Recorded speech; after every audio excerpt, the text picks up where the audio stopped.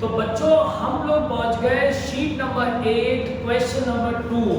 ठीक है, अब ध्यान से देखिए इस क्वेश्चन में क्या करना है। बहुत इजी क्वेश्चन है, 5 मिनट लगेगा, देखिए कैसे होगा।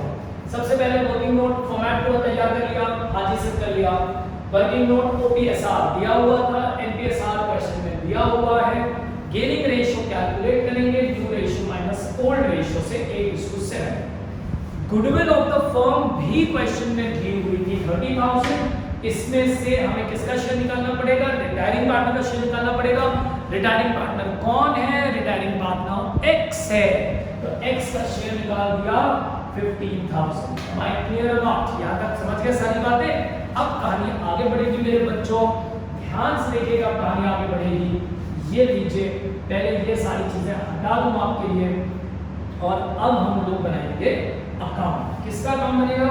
सर कैश या बैंक का बनेगा। कैश और बैंक अकाउंट के लिए पहले क्वेश्चन में पढ़ना पड़ेगा। अच्छा, कैश और बैंक, यानी कि जी हाँ भाइयों बहनों, हम लोग बनाने जा रहे हैं कौन सा अकाउंट? बैंक अकाउंट बनाने जा रहे हैं। कौन सा बनाने जा रहे हैं? बैंक अकाउंट बनाने जा रहे हैं। तो देखिए मेरे बच्चों, बैंक अकाउंट कैसे बनेगा? बैंक अकाउंट ऐसे बन जाएगा, बहुत ज्यादा इजी। थोड़ा जगह लेके चल रहा हूँ क्योंकि एडजस्टमेंट ऑफ कैपिटल होगी ना। Let's start with the protocol. By balance brought down, मेरे बच्चों को तो याद हो चुका है। 1,52,000, 1,48,000 एंड 84,000 रिस्पेक्टिवली। और यहाँ लिखेंगे टू बैलेंस ब्रॉट डाउन। और बच्चों यहाँ मुस्कुराना मत भूलना, ठीक है? साथ ही हाथ को घटाना। आ गया? हाजी सर आ गया। अब कहानी आगे बढ़ेगी, जल्दी से तुम मुझे सोच के बताओ क्या करेंगे? Sir goodwill, sir goodwill, very good very good. By capital, by Z से कैपिटल। आगे जल्दी से, वाई की कैपिटल में कितना लिखेंगे? सर 8:7 का रेशियो। Sir 8,000 and 7,000। तो इधर आके लिखो 2x कैपिटल। कितना कितना लिखोगे बेटा? Sir 8,000 and 7,000। Done, easy. हाँ जी सर बहुत इजी था। अब शुरू करें? हाँ सर शुरू करें। तो स्टॉक एडजस्टमेंट पे आते हैं।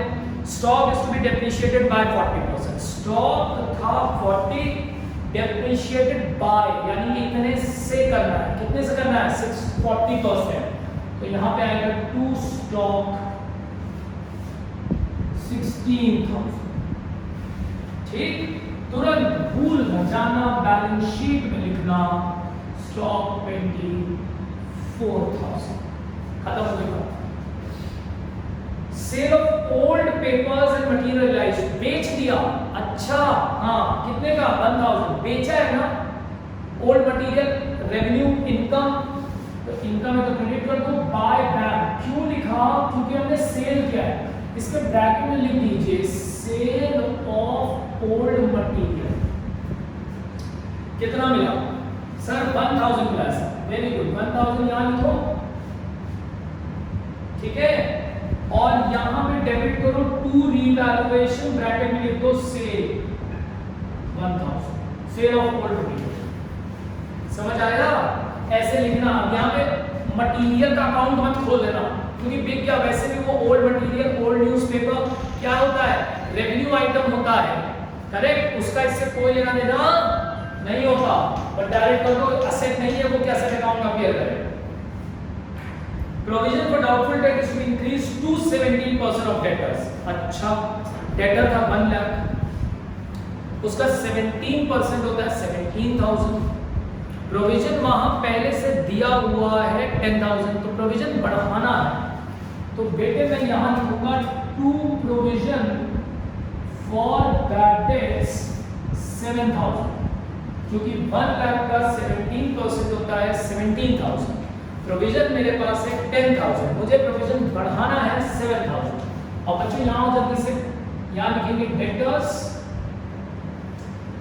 1 लाख, हाँ जी सर, लेस प्रोविजन 17,000, वैल्यू बची 88,000। हो गया डन। खुश? हाँ जी सर खुश। चलो आगे देखें। Machinery is to be depreciated by 40%, 80,000 का 40%। टू मशीनरी डेप्रिशिएट करना है 32,000 से। बच्चों यहाँ पे आने तो मैं लिखूंगा भूल न जाना मशीनरी कितना 48,000 आ रहा है। हाँ जी सर आ रहा है, वेरी गुड। बिल्डिंग भी एप्रिशिएटेड बाय 20%, बढ़ाना है तो मैं यहाँ लिखूंगा बाय बिल्डिंग कितना बाय 20%, 40,000। यहाँ पे आ जाएगी बिल्डिंग 2,40,000 हो गया, डन, खुश।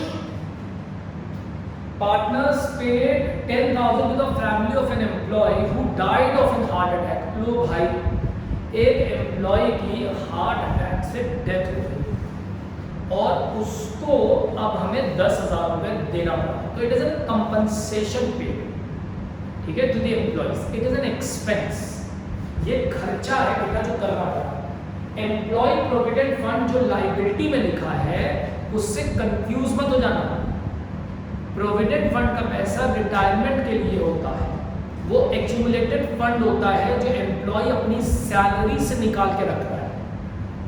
यहाँ केस दूसरा, यहाँ पे एम्प्लॉय की हार्ट अटैक से डेथ हो गई तो हमें कंपनसेशन पे करना पड़ा, ठीक है, तो हमें उसको पैसे देने पड़े। यहाँ पे कोई हमारी लायबिलिटी नहीं थी, ये मुझे करना पड़ा, एक्स्ट्रा एक्सपेंस। पक्का? तो यहाँ पे लिखो टू बैंक, ब्रैकेट में डाल दो एम्प्लॉय कंपनसेशन। कितना रुपए देना पड़ा सर? 10,000 डेबिट, और यहाँ पे जाकर के क्रेडिट को बाय रीवैल्यूएशन एम्प्लॉय कंपनसेशन, ठीक है। हाँ जी सर समझ गए, 10,000 देना पड़ा एम्प्लॉय के घर।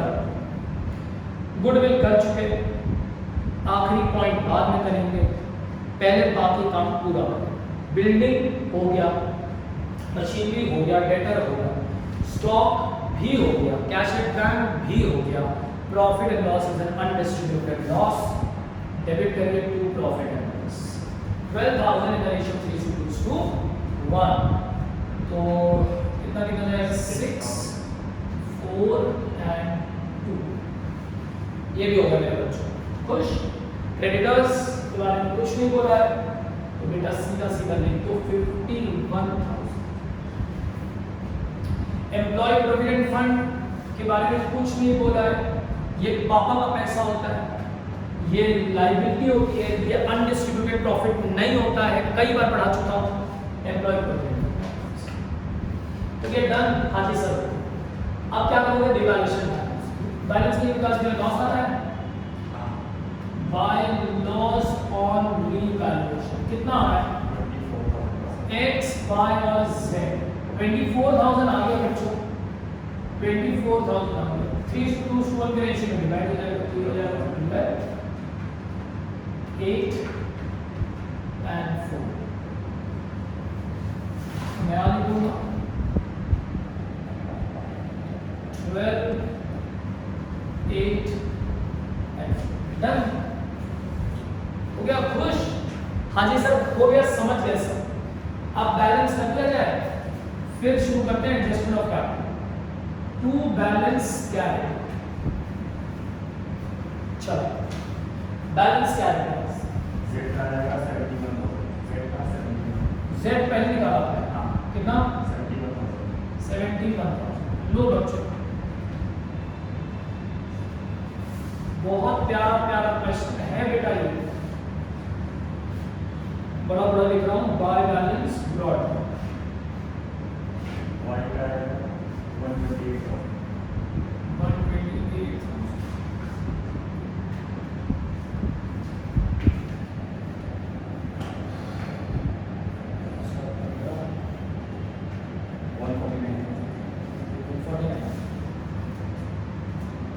लो बच्चों, हो गया टाइम, आ गया। अब सुनिए adjustment of capital.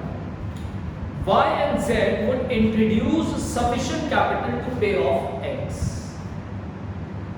and have thereafter a sum of 25,000 as working capital. यानी कि Y और Z को इतना पैसा लाना है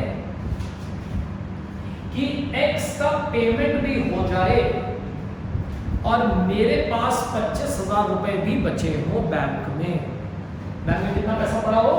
25,000 पड़ा। ठीक है, क्या क्वेश्चन यहीं खत्म हो गया? अगर क्वेश्चन यहीं खत्म हो गया तो ये एडजस्टमेंट ऑफ कैपिटल का क्वेश्चन नहीं है, जब तक प्रोपोर्शनेट ऑफ कैपिटल ना लिखो। ठीक है, as working capital in a manner, इस तरह से लाएंगे that their capital, Y and Z की capital would be in proportion of new profit sharing ratio। मिल गया ना एडजस्टमेंट ऑफ कैपिटल। केस 4, तो बच्चा क्या करेंगे? Calculation of adjustment of capital में हम सबसे पहले निकालेंगे टोटल कैपिटल। कैसे आएगी?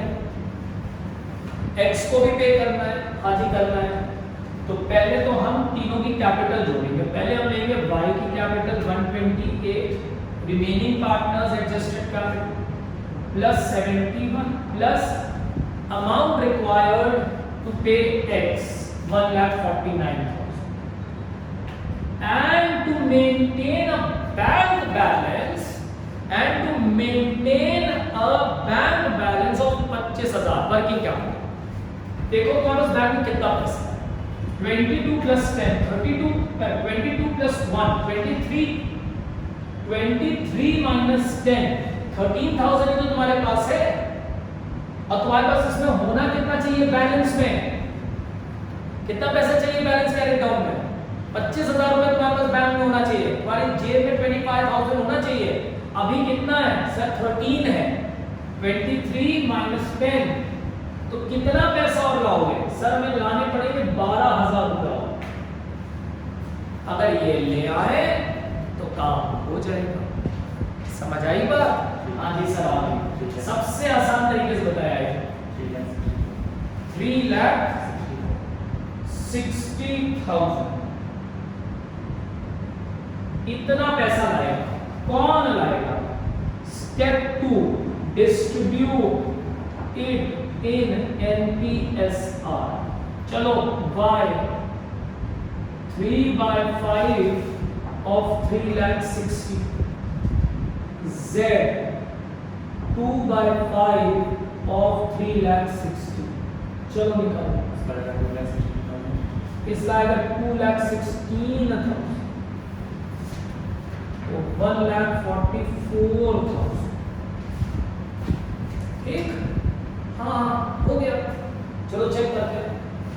x का है 128, होना चाहिए 2,60,000। बाप रे बाप, इसे तो पैसे लाने पड़ेंगे। बाय बैंक ले आओ भाई।